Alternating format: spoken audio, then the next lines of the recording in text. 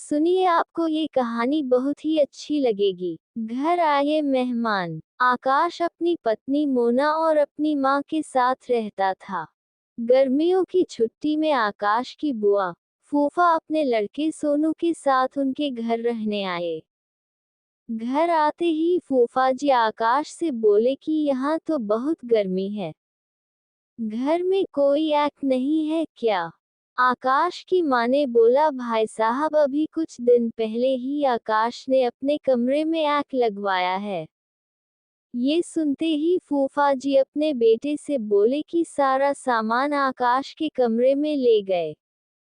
आकाश और उसकी पत्नी मोना चुप रहे क्योंकि उन्हें सोचा कि कुछ दिनों की तो बात है। इस तरह बुआ फूफा जी को आकाश के घर रहते 1 महीना हो गया। आकाश ने अपनी माँ से पूछा कि बुआ जी कब जाने वाली है? हम कब तक ऐसे ही हॉल में सोकर अपना गुजारा करेंगे? आकाश की माँ बोली, बेटा, रिश्तेदारी का मामला है, हम कुछ कह भी तो नहीं सकते।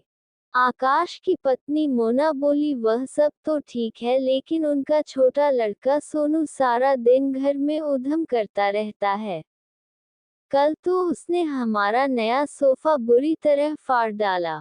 आकाश इस बात पर बहुत गुस्सा हुआ कि नया सोफा फाड़ दिया। वह अपनी पत्नी से बोला, तुम सोनू को ऐसा करने से रोकती क्यों नहीं?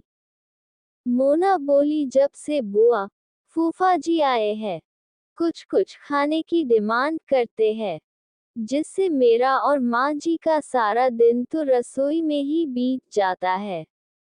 आकाश ने कहा कि मैं अभी जाकर फूफा जी से पूछता हूँ कि वह आखिर कब जाएंगे। आकाश ने बातों बातों में फूफा जी से कहा कि 1 महीना हो गया है। आपके जॉब की छुट्टियां तो खत्म हो गई होंगी ना? फूफा जी बोले, आकाश, मैंने जॉब तो कब की छोड़ दी। अब तो मैं बिजनेस करता हूँ और अब मैं इस शहर में भी कुछ बिजनेस खोलने की सोच रहा हूँ। पहले इस शहर को अच्छे से समझ लूं, जिसमें 2-3 महीने तो लग ही जाएंगे। ये सुनकर आकाश समझ गया कि फूफा जी अभी जाने वाले नहीं है। उसने यह बात अपनी पत्नी और माँ को बताई।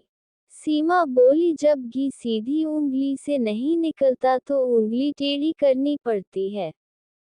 इनके साथ भी कुछ ऐसा ही करना होगा। आप ये काम अब मुझ पर छोड़ दीजिए। उसी रात बुआ और फूफा जी छत पर थे। तभी उनका लड़का सोनू चिल्लाता हुआ उनके पास गया और बोला कि मैंने अभी एक चुड़ैल को देखा है। तभी एक चुड़ैल वहां आ गई और बुआ और फूफा जी को बोली कि तुम में से कौन पहले मेरा भोजन बनना चाहेगा। चुड़ैल को देखकर वह बहुत डर गए और उस घर से भाग गए। उनके जाने के बाद मोना ने अपना चुड़ैल का मुखौटा उतारा। बुआ के परिवार के जाने के बाद सबने चैन की सांस ली। मोना की सास ने मोना से कहा कि तू तो बड़ी अच्छी चुड़ैल बनती है। ये कहकर सब हंसने लगे।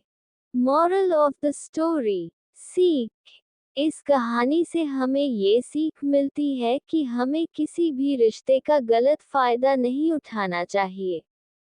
जिस तरह बुआ के परिवार ने अपनी रिश्तेदारी का गलत फायदा उठाया और दूसरों को परेशान किया। आपको ये कहानी कैसी लगी कमेंट में बताएगा और ये चैनल प्लीज लाइक और सब्सक्राइब करिए।